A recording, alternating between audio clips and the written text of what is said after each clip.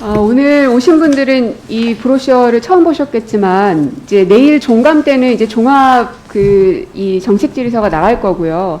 근데 이게 짧게 준비한 이유는 그냥 답변하실 때 검토하겠다, 문제에 공감한다라고 답변만 하시고 그냥 흘려버리지 마시고, 제발 이것만이라도 좀 변화를 좀 만들어 주십사 하는 부탁을 드리고 싶어서 애써 지금 이렇게 세 번째로 만들었거든요. 그래서 좀 해당되지 않는 분들도 같이 관심을 좀 기울여 주시면 좋겠고요. 오늘 질의는 아동권리보장원 원장님께 드릴 텐데요. 먼저 이 아동들을 보호해야 되는 이제 종류가 시설이 있고 그룹홈이 있고 가정위탁이 있고 뭐 이렇잖아요. 네. 어느 곳으로 우리가 가야 할 방향을 지금 정하고 있습니까? 가정형 보호가 최선이라고 생각하고 있습니다. 유엔에서도 그렇게 권고하고 있죠. 네. 근데 가정위탁 제도가 굉장히 저조한 건 알고 계시죠? 네. 어느 정도 수준입니까? 주로 조부모가 아이를 기르는 대리위탁이나 친인척 위탁이 주로 위주이고 일반 가정위탁이 한 10% 정도에 머무르고 있습니다. 목표로 하는 그 기준에 비했을 때 가정위탁이 네. 조금만 더 열심히 하면 되는 정도입니까? 그렇게 보기는 조금 어려울 것 같습니다. 한참 노력해도 될까 말까일 정도로 너무나 형편없는 성적이시죠. 여러 가지로 상황이 어렵습니다. 맞습니다. 지금 19년째 계속 수치가 제자리입니다. 늘지를 않고 있습니다. 거기에 대한 문제점을 지적하려고 하는데요. 가장 큰 원인은 어디에 있다고 보세요? 뭐 여러 가지 원인이 있겠습니다만은 지금 현재 가정위탁 사업 자체는 지방이양 사업입니다. 그리고 가정위탁과 관련되어서는 그 아이를 기르는 분들에 대한 여러 가지 양육 보조비라든지 뭐 이런 부분에서 복지부에서 권고하고 있는 그 액수가 있지만 그것에 비해서는 턱없이 부족한 액수들이 지금 지급되고 있는 상황이어서 네, 지금 이제 원장님께서 지적하신 게 이제 지방이양 사업이라는 문제점, 그다음에 예산 부족의 문제점, 저도 거기에 대해서 공감하거든요. 네. 근데 이제 먼저 첫 번째 말씀하셨던 이제 지방이양 사업이기 때문에 지자체에서 주로 이제 관할하게 되는데요. 실제로 지자체에서는 아동이 분리된 이후에 이 보호 대상 아이들을 배치를 할 때 주로 시설로 많이 선호하는 건 알고 계시죠? 네네. 왜 그렇다고 보십니까? 가정 위탁으로 보내기는 것보다 시설로 보내는 것이 절차상 보다 간단하기 때문으로 보여서 지금 저희 아동권리보장원에서는 이 시설에 있는 아이들도 다시 가정형으로 보호할 수 있도록 지침을 바꾸고 계속 그 담당자들에게 교육을 시행하고 있습니다. 이게 단순하게 그 분들을 교육한다고 해서 될 문제가 아닌 것 같습니다. 왜냐하면 말씀하신 대로 시설을 선호하는 이유가 가정위탁은 뭐가 되게 복잡합니다. 시간이 많이 걸립니다. 이제 위탁 부모들이 결격 사유가 있는지 없는지, 그 다음에 그분들의 이제 가정 형편이 어떻게 되는지 등등등을 조사해야 되는데 이게 보통 소요 시간이 한 달이나 걸립니다.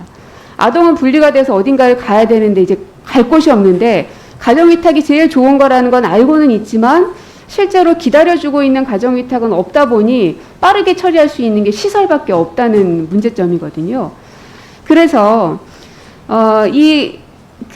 그 시도에 계신 분들의 제가 인터뷰를 좀 해봤는데 얘기를 들어보니 위탁 부모보다 시설이 전문성도 높아 보이고 24시간 관리 감독을 할 수 있기 때문에 조금 더 안전성이 있다. 즉 폐쇄성이 좀 적다라는 이유 때문에라도 시설로 자꾸 먼저 보내게 된다라는 이제 애로를 얘기하시더라고요. 그러면 이제 그 전문성을 높여야 되는데 앞서 이달권 의원님도 지적하셨지만 현재 5시간 교육하는 것이죠. 위탁 부모님에게. 네, 일반 가정위탁 부모님에게. 전문은 20시간이시고요. 네, 맞습니다. 근데 이 5시간 교육으로 충분합니까? 교육에 앞서서 적격 요건을 가정위탁지원센터에서 꼼꼼히 따지고 있습니다. 네. 아니, 충분하다고 생각하시느냐고요. 더 보완하는 것이 필요합니다. 미국은 30시간이죠. 네. 이제 간혹 이럴 수는 있습니다. 이런 장벽들을 너무 많이 만들면 가정위탁을 하려는 분들이 줄면 어떡하나. 안 그래도 없는데. 그러면 그게 겁나가지고 이거를 문제를 해소하지 못하는 거는 구더기 무서워서 장 못 잡은 거랑 똑같습니다. 가정위탁 부모들이 일반 부모님들하고 똑같은 대우를 받을 수 있게끔 제도적 보완을 해놓으신 다음에 그분들을 자꾸 양육을 시켜야 되는데, 육성을 시켜야 되는데, 지금 보면 육아휴직이나 근로시간 단축제 같은 기본적인 권한도 이 가정위탁에서는 혜택을 못 받고 있죠. 네. 거기에 대해서 제가 지금 법안을 발의를 해놨는데, 이런 걸 해놔도 과연 그 담당으로 계시는 분들께서 얼만큼 의지가 있으신지가 제가 궁금할 정도로 누구보다 발벗고 나서서 이거 당장에 돼야 됩니다라고 하소연을 하고 문을 두드려도 시원찮을 판인데 아무도 그런 사람이 없더라고요.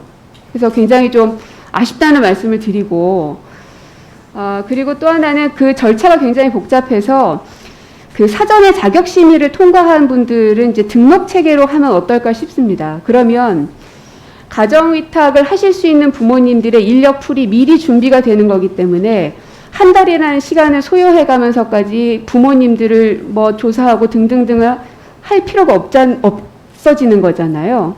지금은 그런 자격 심사 이런 건 없죠. 자격증 이런 건 없죠. 네, 자격증 제도는 아닙니다. 네. 단 이제 저희가 전문 가정 위탁이라고 하는 제도를 만들어서 21년부터 이것을 법적 근거를 마련을 해서 시행을 하고 있어서 제가 말하는 건 그냥 일반 가정 위탁을 네. 말합니다. 전문 가정은 좀 더 이제 치료가 필요한 아이들을 네, 맞습니다. 대상으로 하는 게 전문 네. 위탁이고요. 그래서 사전 자격 심의를 통한 등록 체계로의 개선이 좀 필요해 보이고요.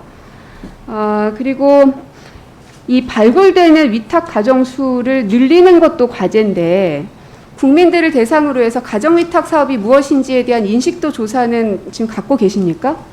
네, 저희가 홍보 사업도 많이 하고 있고 홍보 인식 사업은 조사도 하시는데 하고 있습니다. 인식 조사 결과 갖고 계시냐고요?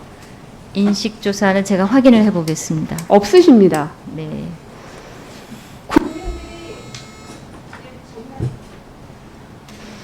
국민들이 가정위탁에 대해서 알고 있는지 없는지를 알아야 그분들을 위해서 캠페인을 하든지 제도를 보완하든지 지원금을 더 주든지 할 텐데 국민들이 얼만큼 아는지조차도 조사 결과가 없습니다.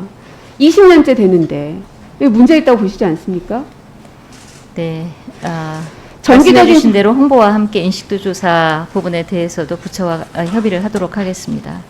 정기적인 조사가 필요합니다.